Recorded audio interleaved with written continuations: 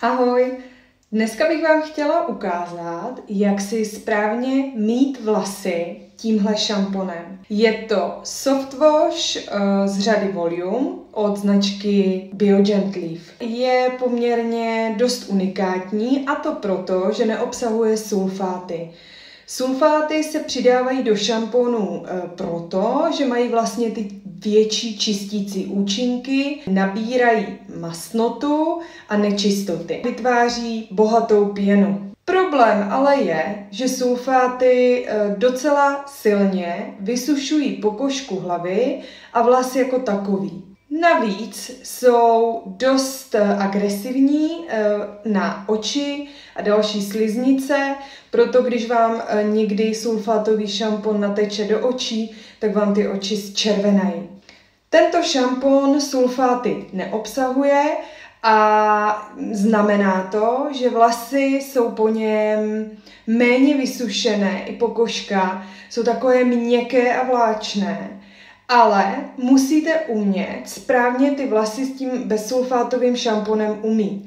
Je to trošku větší makačka, co se týká opravdu poctivé masáže a aplikace toho šamponu, aby měl možnost fungovat na každém místě hlavy a opravdu nasát na sebe ty nečistoty, aby po použití ty vlasy byly krásně vzdušné.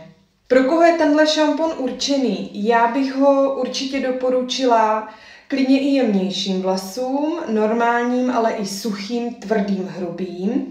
Ale právě je potřeba, abyste si uvědomili, že ty vlasy by měly být opravdu suché. Takže zesvětlované, dejme tomu kudrnaté nebo podovolené, takové ty hodně vysušené vlasy, kdy už se vám vlastně začnou i cuchat, protože šupinky na povrchu jsou pootevřený a začnou do sebe se vlastně zasekávat. Mně osobně tenhle šampon pomohl i s nadměrným maštěním vlasu.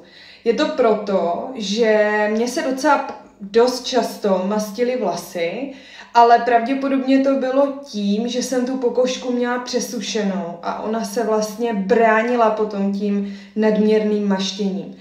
A poté, co jsem začala používat tenhle šampon, tak se ta pokožka dohydratovala, sklidnila a já musím za sebe říct, že se mi asi o den až o dva posunulo mytí nebo zpomalilo maštění. Tak jo, půjdeme na to a já vám ukážu, jak byste ho měli správně aplikovat. Takže vlasy byste měli mít opravdu dobře namočené a dáte si několik pumpiček tohoto šamponu, rozprostřete ho v dlaních a aplikujete ho takhle k pokožce hlavy.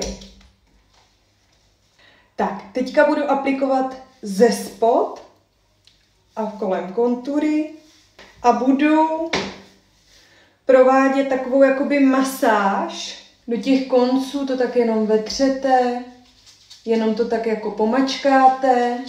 Tenhle šampon se mi osvědčil, že vlastně po měsíci používání se mi moje suchý vlasy úplně totálně zavlažily a ta kvalita těch vlasů je nejlepší za posledních 10 let, co jsem měla. Je taky důležitý opravdu nespěchat a ten šampon nechat chvíli působit, protože tím, že tam nejsou ty sulfáty, tak on není tak vlastně agresivní, tak silný, tak čistící, takže měli byste ho i nechávat chvilku působit. No a po tady tom prvním mytí důkladně vypláchnete a stejný postup uděláte i po druhé. Pakliže používáte i nějaký stylingový produkty, pěnový tužidla, laky a máte ty vlasy hodně mastný, spojený s touhletou stylingovou kosmetikou, tak je vlastně možný umýt ty vlasy klidně i 3krát. Tak jo, to je k tomuhle šamponu všechno a budu moc ráda, pokud ho vyzkoušíte, tak abyste mi dali zpětnou vazbu, třeba do hodnocení produktu. Mějte se, ahoj!